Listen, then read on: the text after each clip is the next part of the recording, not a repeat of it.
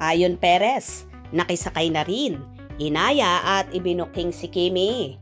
Ipagsama daw si Paulo.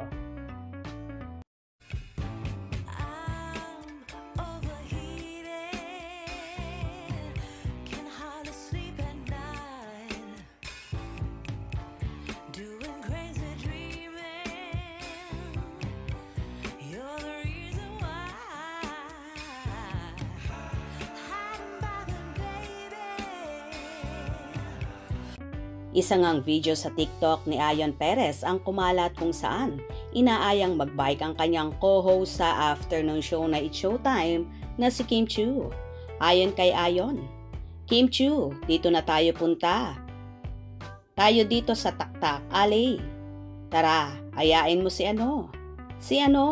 Na halos di mabigkas ni Ayon ang pangalan ng tinutukoy na pinasasama kay Chinita Princess, kung saan pilit tinatawanan si Ayon ng mga kasamahan at kinukulit kung sino daw ang isasama ni Kim Chiu. Pero alam naman ng lahat na ang tinutukoy ni Ayon ay walang iba kundi ang napapabalitang kasintahan ni Kimi at leading man niyang si Paulo Avellino. Kim Chiu! Dito na tayo, punta na tayo dito sa Taktak Alley. Tara, ayayin mo si Sino? Tara.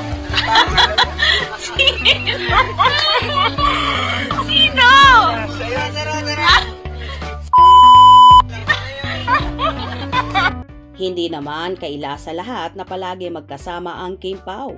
Hindi lang sa taping ng first movie nila ang My Love Will Make You Disappear, kundi kahit sa fitness routine ay palaging namamataan na magkasama ang dalawa. Umaasa naman ang kanilang supporters na malapit na ring umamin sina Kim at Paulo sa natatanging relasyon, lalo pat umamin na ang kabilang kampo na naging ex ni Paulo. Happy na rin sila noong guy, kaya wala nang dapat pang ikabahala at ipangamba ang Kim Pao at pwedeng-pwede na rin talaga silang umamin sa real score nila sa publiko.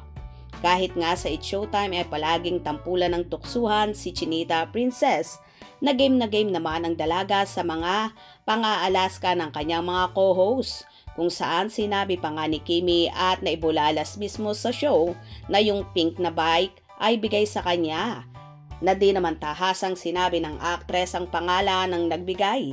Pero ayon sa Kim Pao fanay ay galing nga ito kay Paulo. Yun na. Nagkakahalaga ng milyon at favorite color pa ni Kim ito, color pink. Kaya naman lalong so happy si Chinita Princess. Bukod sa customize ito ay hindi talaga biro ang halaga nito. Kaya naman inaalagaan niya ng todo. Samantala, inaabangan din ng Kim Pao Ladja ang pag-amin ng Kim Pao na for sure lalantad na rin sila sa totoong relasyon bago ipalabas ang kanilang movie ngayong darating na March 26, 2025. Kaya ating suportahan ang Kim Pao at gawing blockbuster ang kanilang first movie. Be there and don't miss the chances to watch ang rom-com na magpapaiyak, magpapakilig at magpapa-inlove sa inyo ng todo. Malapit nang matunghayan. Hope you enjoyed. Please subscribe for more info.